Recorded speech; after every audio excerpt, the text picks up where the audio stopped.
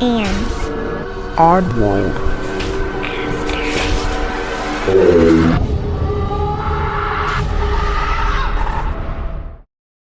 Hey oddballs, I'm your host Jensen, and welcome to episode 181.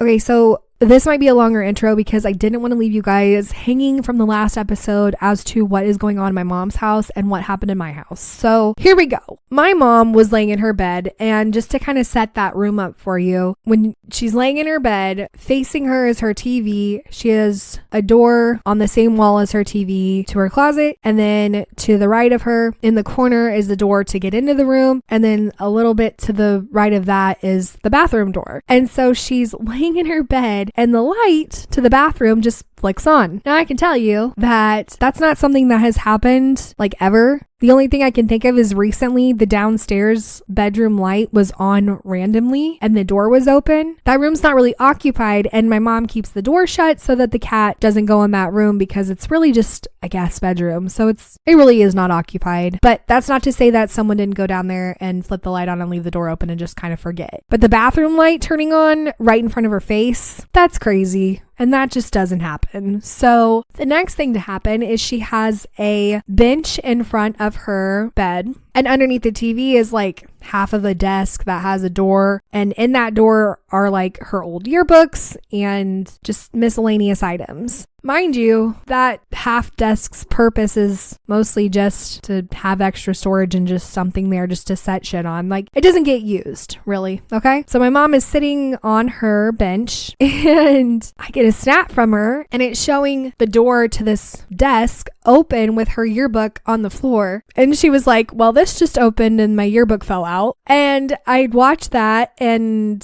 was like, oh my God, that's crazy, you know? Like, who's trying to get in touch with you? Because she had her light turn on like less than a week ago, and then this happens. I'm like, someone's trying to get in touch with you. Well, that same day I had just gone grocery shopping and had my reusable bags on my island. I was getting out of one bag and there was another bag that was at the other end of the island, and I happened to look up and the handle of the bag was kind of mid dropping down, like something has just pulled it out and dropped it down, and it was swinging, and there was nobody else in the room. It was just me. I had been in this one bag for a hot minute, so there was no reason that this handle should have been lifting up and dropping down. I mean, I even tried to recreate to see if maybe it got stuck on itself and had fallen, and I don't know. I have no explanation for it. I just thought it was weird, but I immediately snapped my mom back and told her about it, and I said, can you please take your ghost back to your house because I don't want it here. So someone is trying to get in touch with my mom. I don't know who it is, but that's just how I feel. And I feel like she needs to figure it out. So I know you're listening. Get it figured out because I want to know too. But anyhow, that is also why if you're new here, I am interested in the paranormal because my parents' house has always kind of been haunted. Like, things have happened here and there, and I've kind of talked about it on the podcast, but if you want a separate episode for that, I can totally do something like that again. But anyhow, that's why I'm interested in the paranormal, because it's just fascinating. So enough about me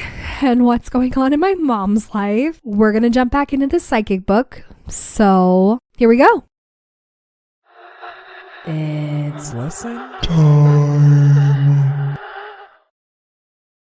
Today's psychic lesson actually piggybacks off of the last one. So it is protection for the mind, body, and soul. While you are in this beautiful and secure state, allow yourself to feel the loving energy of the universe as it wraps you in a protective bubble. You may communicate with your divinity, saints, or other positive religious beliefs. You may feel at this time that you are not alone in your journey through your life map, and you may know that your universal team will be with you to help and guide you in every step of your way. If you have any worries or questions for the universal mind, you may ask that you receive the proper help and guidance. You may ask that you will be given the proper tools to help stay in tune with your life map. You may request that the universal loving energy protect you against the forces that would control your mind, your body, and your soul. You may ask that you receive protection against any other who would use his or her psychic gifts against you. Many beginning psychics can be startled when they first release themselves into the universal flow. As long as you have a connection to where you are, you will return safely. In other words, you will always know where the ground is. You may cloak yourself in your protective bubble as you become more in tune with your psychic gifts. You may open up to the universe's guidance for the proper development and use of your psychic abilities. You may feel safe and protected by the universe's loving energy as you give permission for your psychic gifts to be developed and used in a way that is good for the humankind. Take a few moments as you breathe slowly in and out and feel the love and positive energy that flows over and around you. You may give yourself a keyword or physical anchor to help you connect to your bubble at any moment you want or need. While you are still in your protected state, try out your anchors. Practice focusing on your third eye and instantly feel the universe's loving energy start to flow. Take one more moment to feel your special connection and then slowly count yourself back up to 5, opening your eyes and feeling relaxed, calm, positive, full of universal love, and protected by your own personal bubble.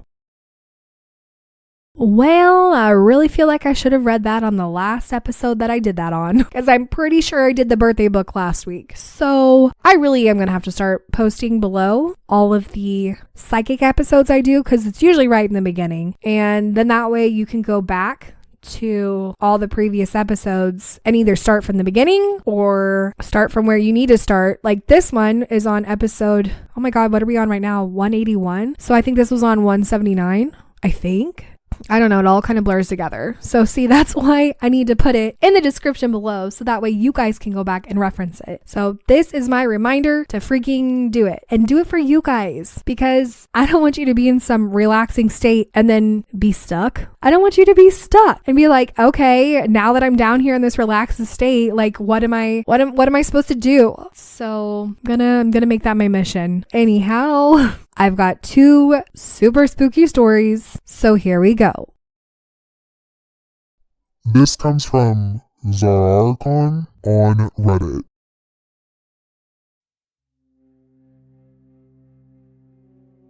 So last night, I had one of those ultra realistic dreams that feel like a full-blown movie. In the dream, my wife and I were sitting together watching a horror film. You know the type. Dark lighting, creepy music, and a mirror scene just waiting to freak someone out. In the movie, the protagonist walks towards the mirror, and suddenly, the reflection starts doing something totally different. It's that classic horror trope. And Dream Me already knew what was coming. My wife, however, missed the moment because she was distracted. So Dream Me decided, let's rewind it and show her again. Now here's where things get weird. As we replay the scene, I start reading the subtitles out loud, trying to sound spooky, apparently.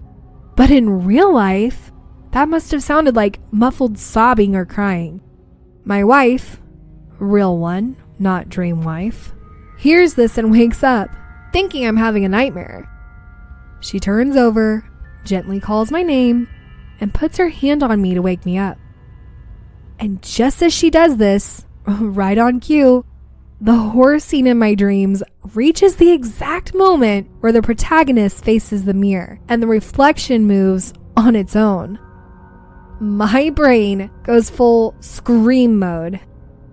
So picture this. My poor wife, half asleep, leans over to comfort me, and I suddenly let out a full-on horror movie scream in her face.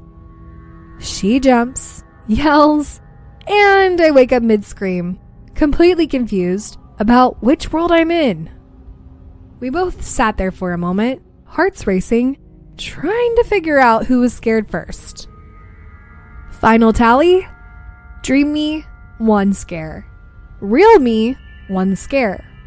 Wife, 100% convinced she married a banshee. Moral of the story, wives might be scary, but apparently my subconscious is worse.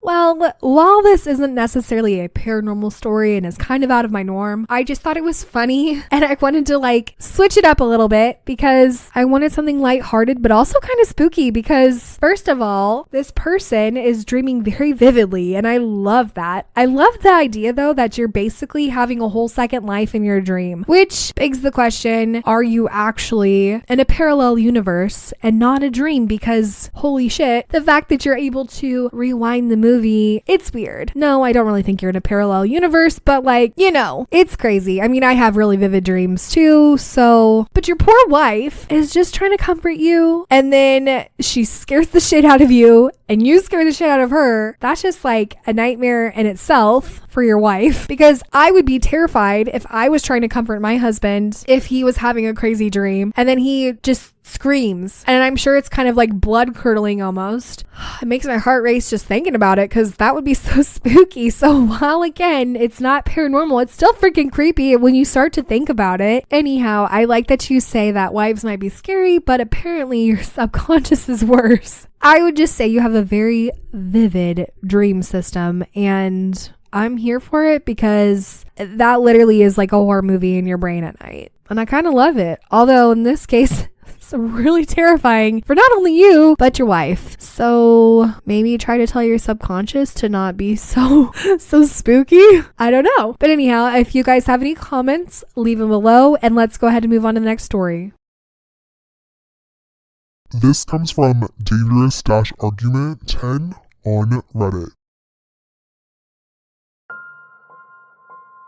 One time, I woke up at 5:55 in the morning to my dad absolutely screaming my name like he was pissed.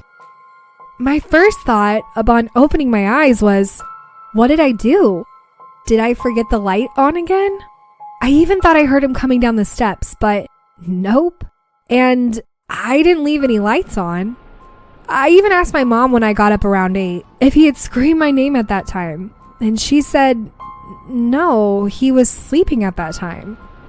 Has anyone ever experienced this? Thoughts on what it could be? It definitely scared me the more I woke up and realized there was no way he actually screamed my name, especially at that time of morning.